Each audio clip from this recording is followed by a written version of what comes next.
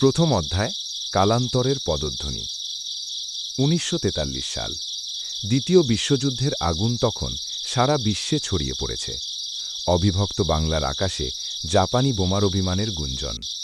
একদিকে ভয়াবহ দুর্ভিক্ষ, ৫০-এর মন্বন্তর, আর অন্যদিকে ব্রিটিশদের পোড়ামাটি নীতি।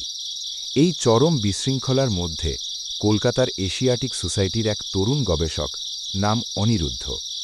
অনিরুদ্ধর হাতে এক অদ্ভুত পুঁথি এসে পৌঁছল। পুঁথিটি পাওয়া গেছে মহাস্থানগড়ের ধ্বংসাস্তূপের নিচে এক গুপ্ত কুঠুরি থেকে। পুঁথিটির ভাষা সংস্কৃত নয়, বরং এক প্রাচীন আদি বাংলা রূপ।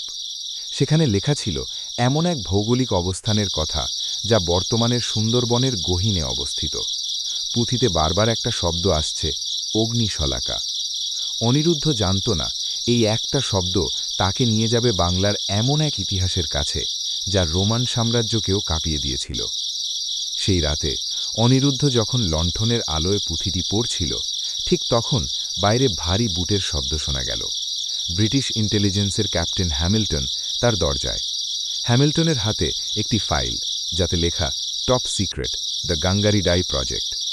হ্যামিল্টন গম্ভীর গলায় বলল, অনিরুদ্ধবাবু, আপনি যা খুঁজছেন তা কেবল প্রত্নতত্ত্ব নয়, ওটা একটা অস্ত্র।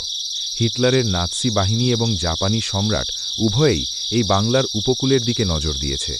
তারা স্বর্ণ খুঁজছে না, তারা খুঁজছে সেই প্রাচীন প্রযুক্তি যা দিয়ে বাংলার নৌবাহিনী একসময় আরব সাগর থেকে দক্ষিণ চীন সাগর শাসন করত। ধন্যবাদ ভিডিওটি দেখার জন্য। গল্পের পরবর্তী অধ্যায়গুলো পরের ভিডিওতে দেওয়া হবে, শুধুমাত্র আপনাদের জন্য। দেখতে চাইলে সাবস্ক্রাইব করুন এবং ভিডিওটিতে লাইক, কমেন্ট ও শেয়ার করে দিন।